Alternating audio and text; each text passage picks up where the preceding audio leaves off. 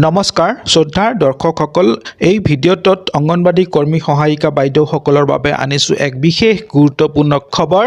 যোৱাকালি গুৱাহাটী খানাপাৰাত ভাৰতবৰ্ষৰ প্ৰধানমন্ত্ৰী মাননীয় নৰেন্দ্ৰ মোদী ডাঙৰীয়াই তেখেতৰ ভাষণত এক বিশেষ বাৰ্তা দিছে অংগনবাড়ী কৰ্মী সহায়িকাসকলৰ বাবে। কিনো বাৰ্তা দিলে আৰু সেই ভিডিঅ' ক্লিপটো চাওঁ আহক। हमारी सरकार इस बजट में आंगनवाड़ी और आशा बहनों को भी अब आयुष्मान योजना के दायरे में ले आई। হয়, তেখেতে অংগনবাড়ী কৰ্মী সহায়িকা আৰু আশা বাইদেউসকলক আয়ুষ্মানৰ অন্তৰ্ভুক্ত কৰাৰ কথা ক'লে। আয়ুষ্মান হৈছে ৫ লাখ টকাৰ এক বিনামূলীয়া চিকিৎসা প্ৰদানৰ আঁচনি। এয়া এক বিনামূলীয়া চিকিৎসা সেৱা।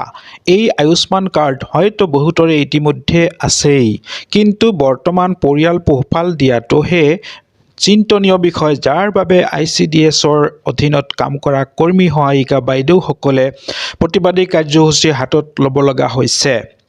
অতিমাত্ৰা মূল্যবৃদ্ধি আৰু বস্তুৰ চৰা দামৰ বাবে ভালকৈ নিজেও খাব নোৱাৰে আৰু ল'ৰা ছোৱালীকো ভালকৈ খোৱা পিন্ধাৰ সুব্যৱস্থা বা লিখা পঢ়াৰ খৰচ বহন কৰা অতি কষ্টকৰ বহু কৰ্মী সহায়িকাৰ বাবে। দীৰ্ঘদিন ধৰি এইসকল কৰ্মী সহায়িকাই প্ৰতিবাদ, ধৰ্ণা, আন্দোলন, অসহযোগ, কৰ্মবিৰতি, স্মাৰকপত্ৰ প্ৰদান আদি কাৰ্যসূচীসমূহ কৰি আহিছে। মাননি বৃদ্ধিৰ বাবে, ন্যূনতম মজুৰি পোৱাৰ বাবে জিলা কাৰ্যালয়, সঞ্চালকৰ কাৰ্যালয় প্ৰাংগণত বহু প্ৰতিবাদী কাৰ্যসূচী সম্পূৰ্ণ কৰিও একো ফল নাপালে। আনহাতে মুখ্যমন্ত্ৰীক সাক্ষাৎ কৰাৰ বাবে আবেদন দিও ইয়াৰ অনুমতি নাপালে।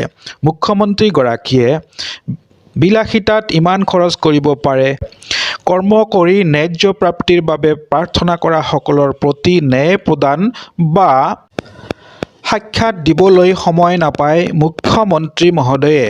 আচলতে মুখ্যমন্ত্ৰীগৰাকী এই মহিলাসকলক ঠগি আছে নে সদিচ্ছা নাই নে সাহস নাই এই মহিলাসকলৰ মুখামুখি হ'বলৈ, নে ৰাজকোষ উদং যাৰ বাবে ঋণৰ উপৰিও ঋণ লৈ আছে? সকলো স্পষ্ট হৈ পৰিব অহা 12 তাৰিখ এই বিভাগৰ বাজেট দাখিল কৰাৰ দিনা। অসমৰ সন্মানীয় মুখ্যমন্ত্ৰী আৰু বিত্তমন্ত্ৰী অজন্তা নেওগ বাইদেউ আপোনালোকলৈ আমাৰ এই চেনেলৰ যোগেদি অনুৰোধ জনাইছোঁ যাতে সোনকালেই এই কৰ্মী সহায়িকাসকলৰ সমস্যাৰ সমাধানৰ প্ৰক্ৰিয়া আৰম্ভ কৰে আৰু সঞ্চালকে মাননি বৃদ্ধিৰ যি প্ৰস্তাৱ আগবঢ়াইছে সেয়া চৰকাৰীভাৱে ঘোষণা কৰি এই কৰ্মী সহায়িকাসকলৰ ন্যায্য দাবী পূৰণ কৰে। ধন্যবাদ শ্ৰোতা দৰ্শকসকল, আন এটি ভিডিঅ'ত লগ পাম।